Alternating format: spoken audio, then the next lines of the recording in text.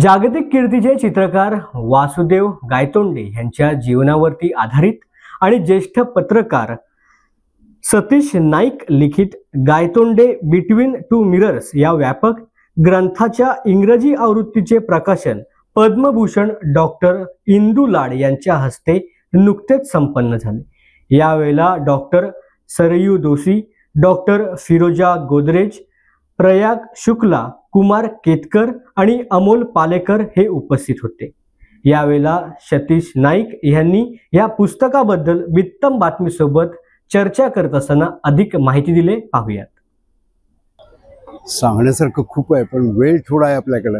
एक तर हा 50 वर्षाचं काम आहे सगळं।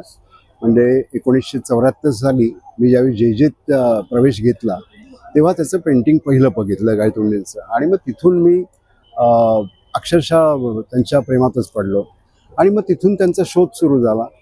तो शोध सतत चालू राहिला, आजही चालू आहे। आणि त्याच्यात गंमत अशी घडली की गंमत म्हणण्यापेक्षा वाईट गोष्ट आहे की 2001 साली गायतोंडे गेले आणि गायतोंडे गेल्यावर आपल्या सगळ्या वृत्तपत्रांमध्ये बातम्याच आल्या नाहीत, किंबहुना फार छोट्या बातम्या आल्या, आणि त्यामुळे मी अस्वस्थ झालो आणि त्याच्यातून मी चिन्ह या माझ्या अंकाची पुनर्निर्मिती केली आणि पहिला अंक मी गायतोंडेंवर काढला। ते साल होतं 2001 मध्येच गायतोंडे गेले। त्यानंतर 2006 मध्ये आम्ही पुन्हा एक अंक काढला, 2007 मध्ये काढला, आणि या संकाचं या सगळ्या अंकामध्ये जे साहित्य होतं त्याचं हे कंपायलेशन म्हणजे हा ग्रंथ आहे। हा पहिला मराठीत आला, मग हिंदीत आला आणि आता तो इंग्रजीत येतोय। हा जगभर जावं या हेतूनच आम्ही ते सगळं केलंय। मला माहित नाही पुढे काय होईल, पण आम्ही आमचा प्रयत्न केलाय। हे पुस्तक विकत घेणारे आपलं काय मिळणार? यातनं मिळेल ते असं आहे की तुम्हाला जर आयुष्यात काही करायचं असेल किंवा काही मोठं व्हायचं असेल किंवा चांगलं आयुष्य जगायचं असेल तर किती जिद्द असावी लागते, काय करावं लागतं, त्याचं दिग्दर्शन या पुस्तकातून होतं। म्हणजे गायतोंडेंचं संपूर्ण आयुष्य फार कष्टात गेलं।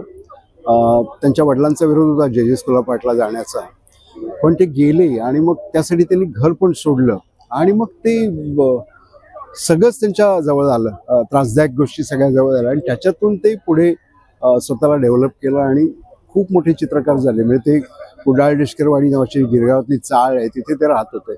तिथे जवळजवळ 41 वर्ष राहिले आणि त्यानंतर दिल्लीला गेले। दिल्लीमध्ये एका छोट्या स्टुडिओत त्यांनी आयुष्यभर काम केलं। कुठलीही त्यांनी आसक्ती दाखवली नाही, फक्त चित्र काढणं आणि चित्राविषयी विचार करणं, याच्या पलीकडे त्यांनी आयुष्यात काही केलेलं नाही आणि त्याचं फळ त्यांना मिळालं। पण तेव्हा नाही मिळालं, पण आता त्यांची चित्र कोट्यावधी रुपयाला विकली जातात।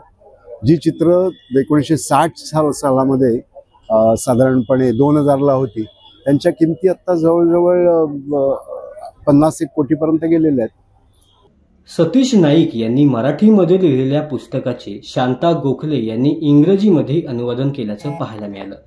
तर या पुस्तकाच्या सहयोगी संपादक डॉक्टर मंजिरी ठाकूर यांनी देखील आपलं मत बित्तम बातमीकडे बोलत असताना व्यक्त केले, पाहूयात। 23 फेब्रुवारी आणि आपण मराठी गौरव दिवस साजरा करतो आणि एका मराठी कलाकाराचा एवढा मोठा सन्मान या सगळ्या पार्श्वभूमीवर इतकी मंडळी इथे जमली आणि ह्याला मला असं वाटतं टँजंट आहे की आपण इंग्रजी पुस्तक आज काढलंय, कारण मराठी पुस्तक काढून अनेक वर्ष ऑलरेडी झालेली आहेत। पण एका मराठी चित्रकाराला त्याच्या मृत्यूनंतर एवढा मोठा सन्मान, आय थिंक हे थोडंसं म्हणतो ना आपण सरियलिझम असावं असं आहे। त्यामुळे मला आय एम रिअली ओव्हरवेल्म्ड। गेली 5 वर्ष आम्ही या पुस्तकाच्या ट्रान्सलेशनवर काम करतोय, खूप इन अँड आउट झालंय त्याच्यामध्ये, आणि अशा माणसासाठी हे काम चाललंय ज्यांना आम्ही कुणी बघितलेलं नाही, त्यांच्याशी कधी संवाद झालेला नाही। पण मी जेजेस कोल्हापूरची विद्यार्थिनी आहे, त्यांच्या कामाचं डॉक्युमेंटेशन हे काही वर्षांपूर्वी मी केलेलं आहे आणि आता इतकं सगळं लिहिताना, इतकं सगळं वाचताना, इतकं सगळं कंपाईल करताना खूप मजा आली।